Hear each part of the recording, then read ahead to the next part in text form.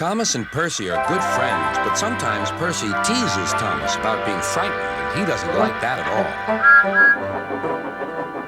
all. One evening, he was dozing happily, but Percy wanted to talk. "Wake up, Thomas. Are you dreaming about the time you thought I was a ghost?" "Certainly not. Anyway, I was only pretending to be scared. I knew it was you, really." Percy went on teasing him. "I hope the guard leaves the light on for you tonight." "Why?" asked Thomas. "I quite like the dark." "Oh, really?" exclaimed Percy. "I am surprised. I always thought you were afraid of the dark. I wonder why." Thomas decided to say nothing and went to sleep instead. Next day, Sir Topham Hatt came to see him. "I would like you to go to the harbor tonight. You have to collect something rather unusual." "What sort of something?" asked Thomas.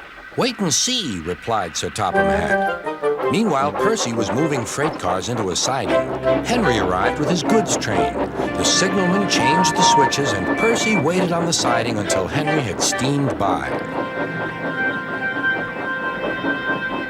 Then there was trouble.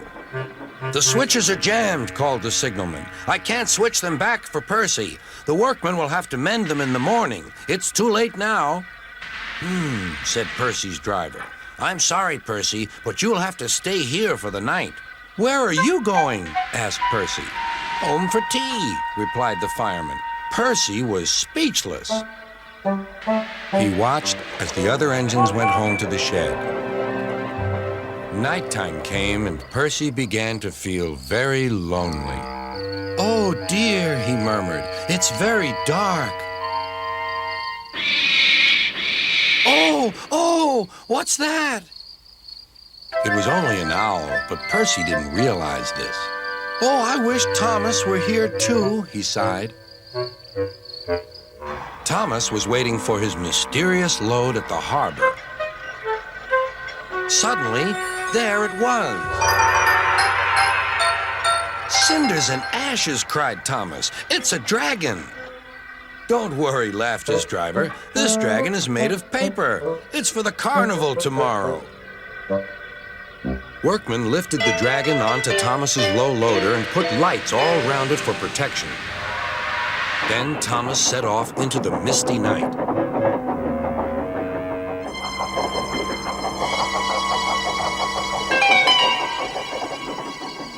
Percy was asleep on his siding and had no idea that Thomas was approaching him.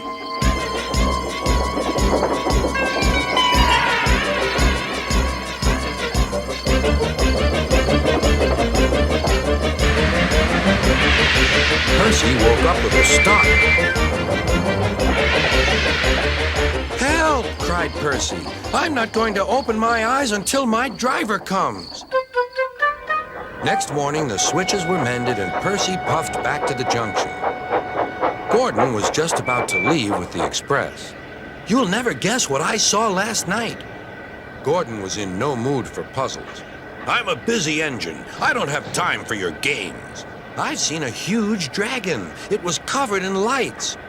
Gordon snorted. "You've been in the sun too long. Your dome has cracked." When the other engines heard the news, they laughed too. "Look out, Percy," chuckled James, "or the dragon may gobble you up."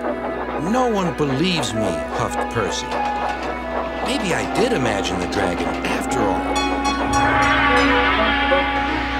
But Percy soon found out that he hadn't. "Help! Save me!" cried Percy. "It's all right," whistled Thomas, and he explained about the carnival. "By the way, how was your night out?" Percy decided to tell Thomas the truth.